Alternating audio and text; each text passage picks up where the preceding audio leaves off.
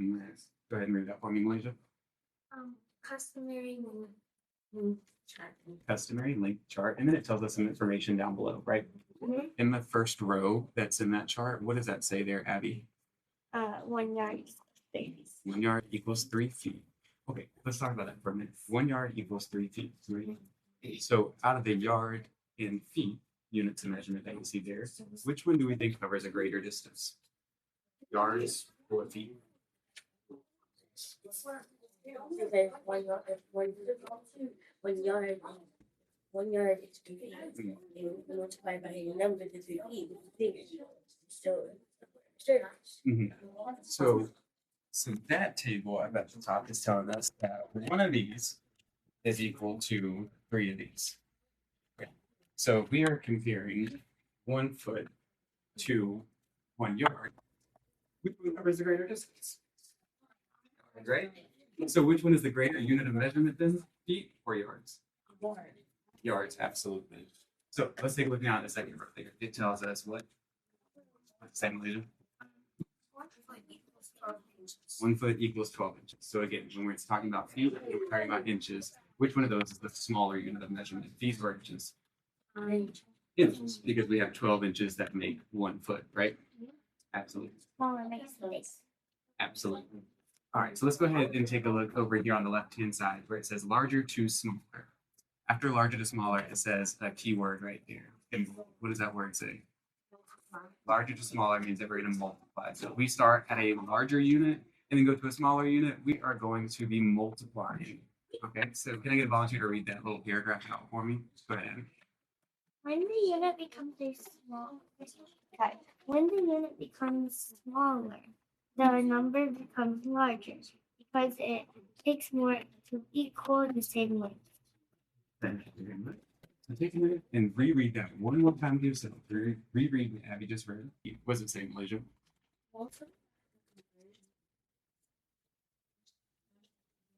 The conversion factor, absolutely. The second one says what, Harper? There are 12 inches per foot. And the last one, Abby?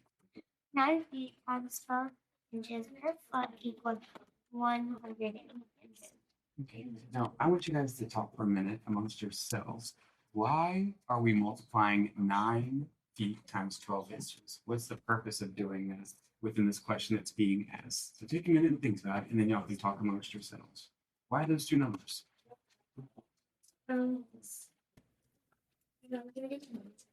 Yeah. I'll go first. Why I think they would multiply these numbers this week is this one. 9's feet don't equal so you talk close to 9. 12 inches because 12 inches is a foot and and 1 yard equals. So we would have. It sounds like what you're saying when you just made that statement a moment ago, saying we're multiplying 9 by 12 inches because you said there are 12 inches in 1 foot, right? And I saw Malaysia was trying to make a connection to converting yards and feet as well. So if we're going from inches to feet and we multiply by 12, if we're going from feet to yards, what do you think we would multiply in that case to finish making that connection that Malaysia was making? You would multiply by feet because it's never feet. There aren't. Absolutely. So you got it down pat. Okay, let's go ahead and try this example down below then, where we're converting our measurements down there. So it starts off with 5 what? What's the unit of measurement that we have down there? 5, Malaysia? 5 yards. 5 yards, and we're converting those yards into what? Feet. So if we're converting yards into feet, what are we multiplying by? 5 times 3. 5 times 3. 3 why? Why did we say the number 3 again? That's the number of feet. In 1 yard. Absolutely, because that's the number of feet in 1 yard. So go ahead and let's fill in the blank what we're multiplying by, what you all just said. Got it? Cool. Can we move down to the next blank as well and fill that in? There are blank feet per yard. Y'all just told me there are how many? 3. 3. Oh wait, I need to reverse this. Good. And then it has our multiplication expression written for us, or equation, excuse me. We've got 5 times 3, which is equal to, take a minute and solve it. You can write your answer down. We got those facts. 5 times 3 is equal to what? 15. 15, but these are 15 what? Feet. 15 feet. Because we always add units to our numbers to give context to them, right? They could be 15 possums. It could be 15 possums. It could be 15 rainbows. We don't know. But with our unit of measurement there, now we know, right? Okay. Go ahead and flip open your sheet over here. And on that sheet, let's go ahead and take a look. Do you see any questions where you start with yards and you are converting to feet? Find a question on there where you start with yards and then you're converting to feet. What's one that you see, Malaysia? 6 yards. Ready to. Converted to blank feet. Would anyone like to maybe lead us through this one on the convert that? You think you got it, Harper? Go for it. So, you would do you do 6 times 3 because there are 3 feet in 1 yard. And that 3 feet, when you multiply it, that will get you to 18, which would be the number of feet. Okay, so let's go ahead and work it out. Harper said we're multiplying 6 times 3. That gets us to 18 feet.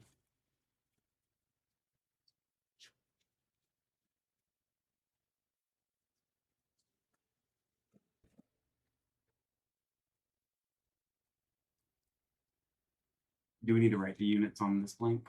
No, because it's already there for us, right? Mm-hmm. Did the work for us that time. Now, who thinks that they're up for a challenge for number 3? Number 3 looks like we're starting at feet and then converting to inches. So it's a little bit different this time. You think you're up to it, Malaysia? Yeah. Let's talk us through it. Let's hear it. So, one, so 3, yeah. So, you do.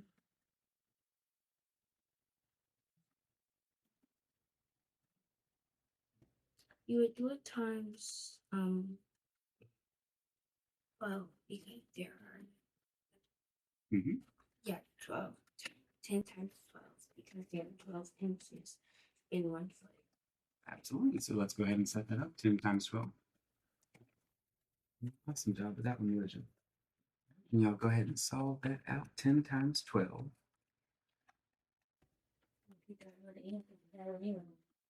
Multiplying by powers of 10. We're increasing it 10 times. We can flip it over it.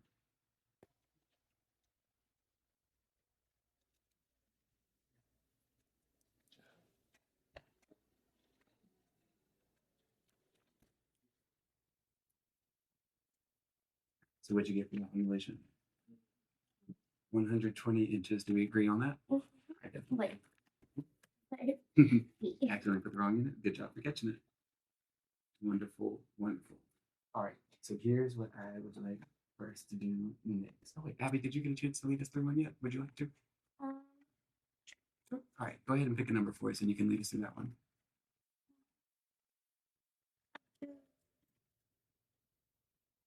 9. Number 9. All right. Let's see. What are we looking at with number 9? Doing 10 yards equals blank. So first, we need to look up here and see how much a yard is to a foot. Yeah.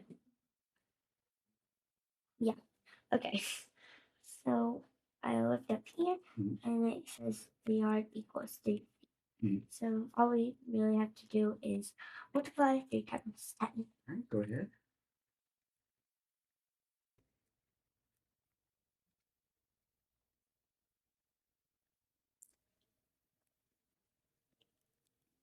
And what did we get as our new answer? I mean, 30 feet. 30 feet. Do we agree?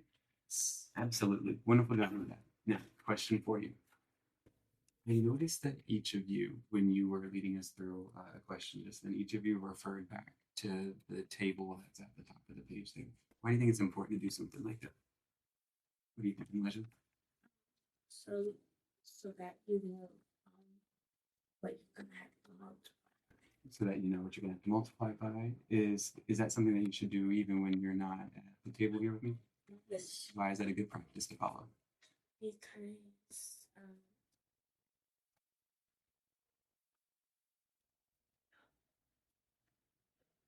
What you thinking, Abby?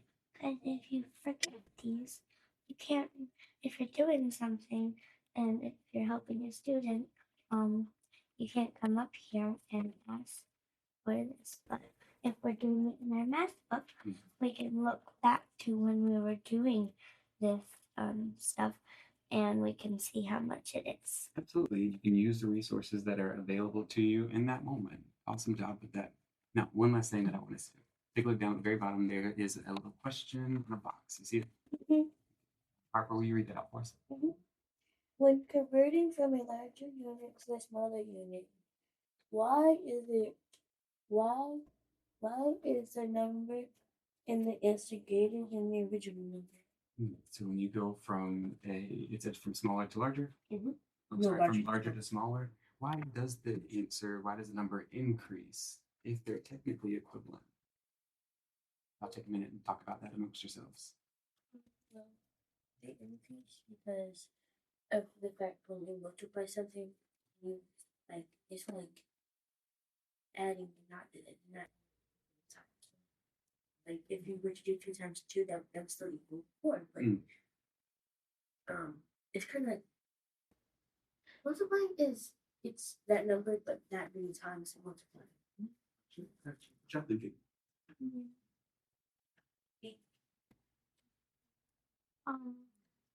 Oh,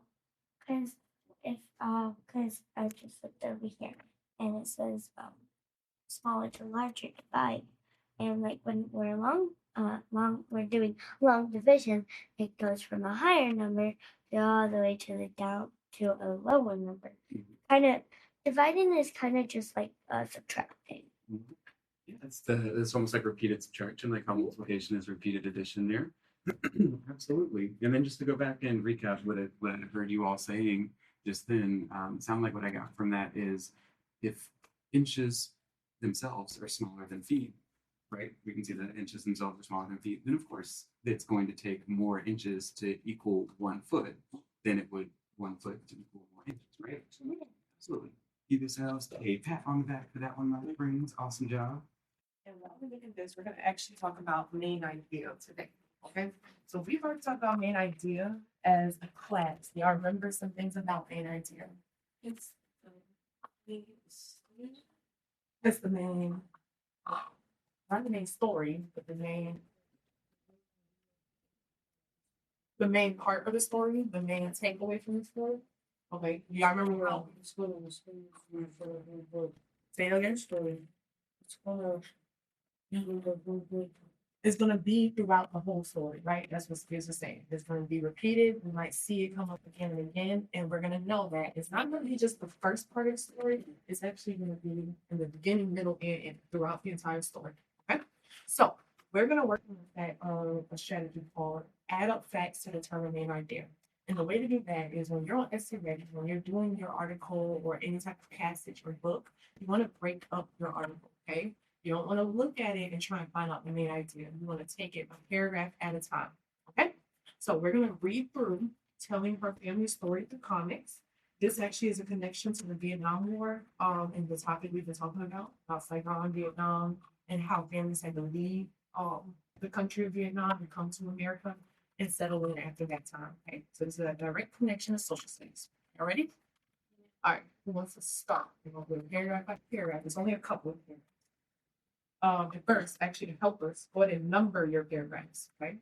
So number the paragraphs so that we know when I read paragraph 1, I'm going to find one main idea. Paragraph 2, I'm going to find another. Paragraph 3, 4, and 5. Right? Oh, and real quick, sorry. On the back, this is the same paragraph. Okay, so this is still paragraph 5. So just label it paragraph 6 on the back. All right, y'all remember the poem book that we read in HMH about the little girl from Saigon? She had to move with her family and start with her. So this is actually very similar story. Okay. Go ahead, Janet. Saigon was born in 1975 in Saigon, the capital city of the Southeast Asian country of Vietnam War had been raging across Vietnam for many years. When Wu was just a few months old, her parents left Vietnam by boat with her and her siblings. They had to evade pirates during their escape. All right, so we see, like I was telling them, Jada, at the shortcut, that this is a direct connection to the poem book that we read in HMH that connects Saigon, Vietnam, and how they had to get up and relocate to another location. Go ahead. Yes. In 1978, 3-year-old Taibu Mhm. and her family came to the United States as immigrants. They had a hard time adjusting to the differences between Vietnam and the US. The family settled in first in India, In Vietnam. India, then moved to California. All right. What are some things that might be a difference when you're moving from a country to the United States? You're moving to Indiana and California. There's some things she might be experiencing, or her family might be experiencing. Different people, Okay, different people. So you're different races. okay. Like we saw in So different types of cultures. Okay. A part in what? That's the main part when we get to language. Janelle, that's what you're gonna say. We see a language barrier. So she's gonna come and just to learn English and she knows Vietnamese, while her peers are gonna know fluent English. Okay. All right, go ahead. Adam, you ready? Paragraph 3. after she graduated from college, Wu became a teacher, but she had long listened to her parents' stories about their lives in Vietnam, and their struggles and successes afterwards. Afterwards, she wanted to tell her stories in a way she could reach lots of people. Okay. All right, very good job, y'all. Now we aren't going to go straight to this question and figure out what is the main idea. We need to break this apart. Because sometimes we might read and we might get in the flow of reading, especially if you're in state testing, and you might zone out a little, or you might read something and not really take in what you read in the first paragraph because you're all the way at the end. Okay, so make sure you go back and reread. So let's start with paragraph 1. I'm going to read it, and while I'm reading it, I want y'all to think of one main detail. Because remember, main idea and central idea, they go together, and they're all the key details put together into one or maybe two complete sentences that kind of wrap up the entire essay, okay, or passage. All right, so think of the main detail from paragraph 1. Taibu was born in 1975 in Saigon, the capital of the Southeast Asian country of Vietnam. War had been raging across Vietnam for many years. When Boo was just a few months old, her parents left Vietnam by boat with her and her siblings. They had to evade pirates during their escape. Think about, and going back to our title, telling her family story through comics. What do you think is a main detail based on what we just read? I see Speed is underlining something. Underline something that you believe would be a main part of that paragraph.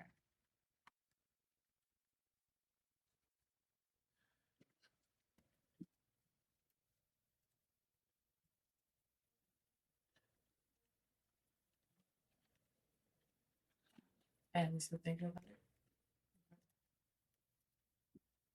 And remember, a good strategy, kind of like slashing the trash, is taking out what sentences you don't think what sentences you don't think is the most important. So if you know there's one that, hey, this doesn't connect to the entire article that I just read, then we can leave one out. Okay. All right. Edie, what's one that you erased? Which one did I'm sorry, not erased. Which one did you underline? Taibu was born in 1975 in Saigon, the capital city of the Southeast Asian country of Vietnam. Vietnam War had been raging across Vietnam for many years. Okay, so I see why you would highlight that, but if we highlight 2 sentences and there's only 4, is that are we starting to get over, like we're highlighting too much? Do you think? But if you highlighted these 2 and then you highlighted that one too, that's almost a good paragraph, right? Yeah. So we want to take the key details. Okay. So what's most important than what Evie just read? He said Taibu was born in 1975 in Saigon, the capital city of the Southeast Asian country, Vietnam. What is important about that? What will be important about what I just read? Taibu was born in 1975 in Saigon, capital city of the Southeast Asian country of Vietnam. When she was born, the person. So who is our main character? Huh? Yeah, so Taibu was a person. I would underline Taibu was born in 1975 in Saigon. Okay. Now, the reader, the author, they put in there the capital city of the Southeast Asian country of Vietnam to give a background of where Saigon is. But is that important to the main idea that we're trying to get to? No. Okay. You could underline Vietnam at the end just to show that, hey, this isn't Vietnam. But we don't need to put in our main idea that it's the Southeast country. Okay. All right. What else? I saw Adam, you were putting X's on stuff. Did you put X? You put an X with the Southeast Asian country? So Adam didn't take that part out. Spears, you have something else on your line. What did you underline?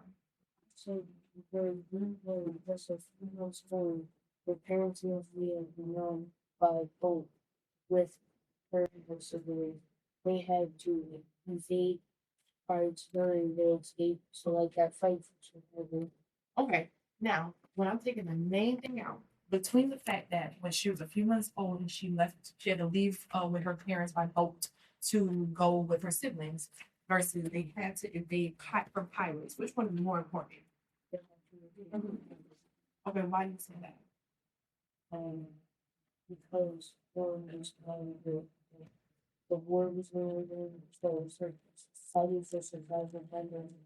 Okay, so you're trying to connect it to how the war was going on and kind of giving that background info. Okay, which one do you want? I think I was thinking something. Okay, why is that more important? If one in the blue was with the feelings old, the parents left by one of her siblings. Okay, That's all I'm saying. okay. Adam, do you know which one? Did you choose one? Which one would you say is more important? Huh? What? Oh, between the two. Well, you actually underlined. So is it the one where she's saying that she left with her family by boat and her siblings, or was it the one where she invaded the pirates? Which one would be most important? With the family? Okay. Think about what the rest of the story is going to be about. Is the rest of this talking about the escape of the pirates and how they kind of fought for survival? Or are we going to go into how her family's life, encouraged her to do like, what's the overall part? Look at your title. What are we trying to get to? Stories will come. Yeah, so which one would be most important to what, since we connect from the title? Look at your title for your main idea. Just be with those, Yeah, well, and they- leaving. So Yeah, that gives us background on the why behind she's gonna make these comments. Okay, so even the part where you say who was just a few months old. So if you had the other one underlined, I would just erase that just so that you know that the part about the pirates isn't the main takeaway. It's more so the part right here where just you leaving with her family. Okay. So that's paragraph one. So now that we've taken out those two main ideas, to give you an example of how that would go. The next one I'm gonna have done by yourself. Taibu and her family had to leave Vietnam to escape the Vietnam War. That would be a good main idea to wrap up that first paragraph. Okay. So if I just wrote, write that down, Taibu, which her name is there. So Taibu and her family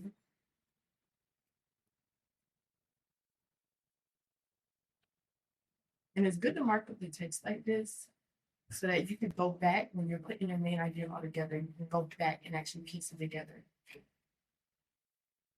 Had to leave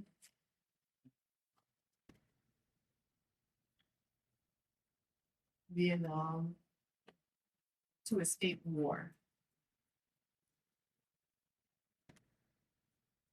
Now, to say yet where she goes. We know where she goes yet? From just paragraph one? no, No, not just from paragraph one. So that's why I just said to escape war. We don't know yet where she's going. Okay?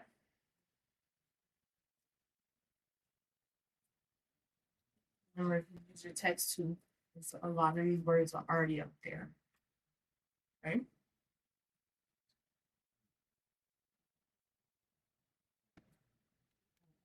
Yeah, see how we take two details, a couple, you only have one in some paragraphs. Some paragraphs are only 3 sentences. So it wouldn't make sense to take 2 out of 3 sentences. You would pick the main idea from it, okay? And you would just connect that to your first paragraph or whatever paragraph you're in. That way you're not overwhelmed by all the information in one. This one, I'm not gonna give y'all one that you cross out. I want you to just find a sentence in there that you think would be the best way to summarize that in one. In 2007, Boo decided to turn her family story into a comic book. This is her quote. I hadn't done comics before, so it took me a long time to actually get good enough at comics. She remembered. I had to draw a lot of bad pages before making something that felt right. What would be the main sentence that would connect? We're gonna go back to your title, look at what the overall thing is, and what is the most important part of that paragraph that connects to our main idea. And you can underline it when you find it. Also remember to cross out sentences that don't matter or don't have the main details in it.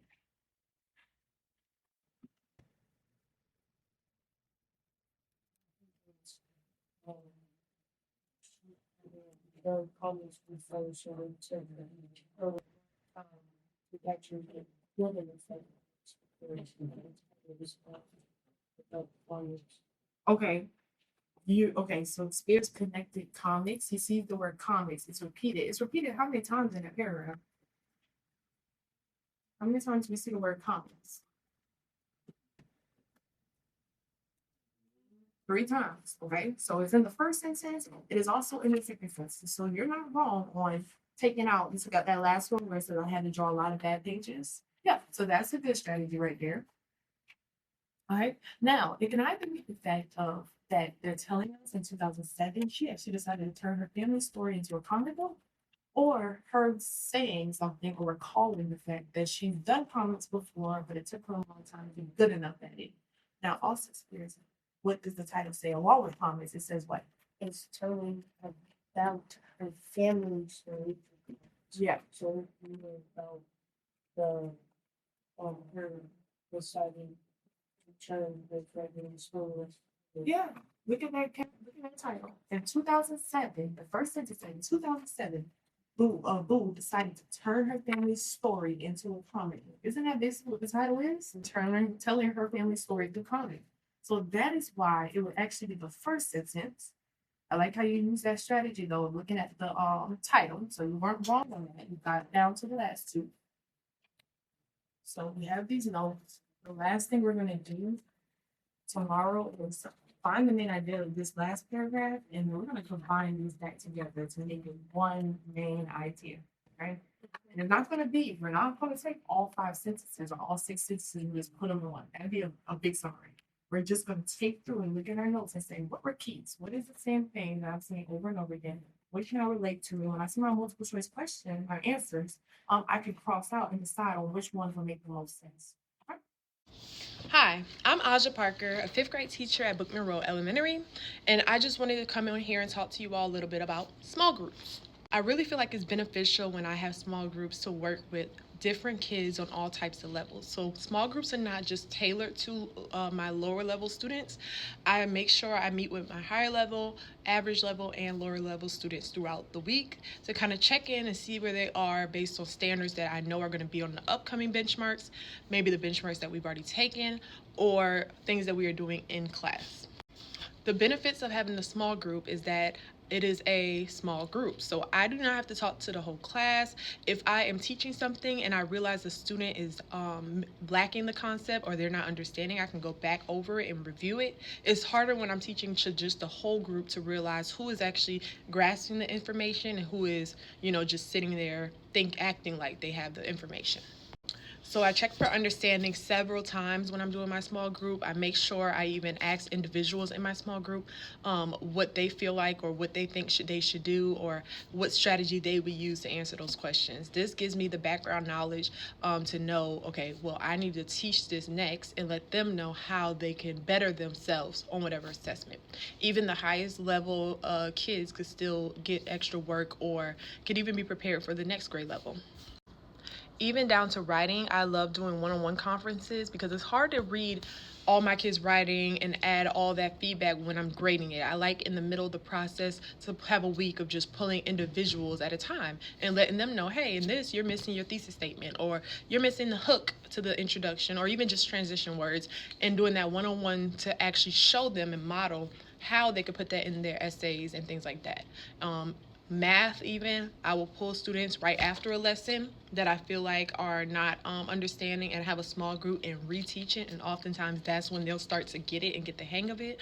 I'll even pull kids during math to go back to old standards and review those things, even fourth grade skills, just things that I know that they will need for their end of year testing. So I create my small groups using formative assessments in class, benchmark assessments that we take, or map testing. So at the start of the year, we take map testing as a grade level, and that is what initially places my small groups. I get to see their Lexile scores and what percentile they are in math and reading. So I'm able to make strong small groups from there.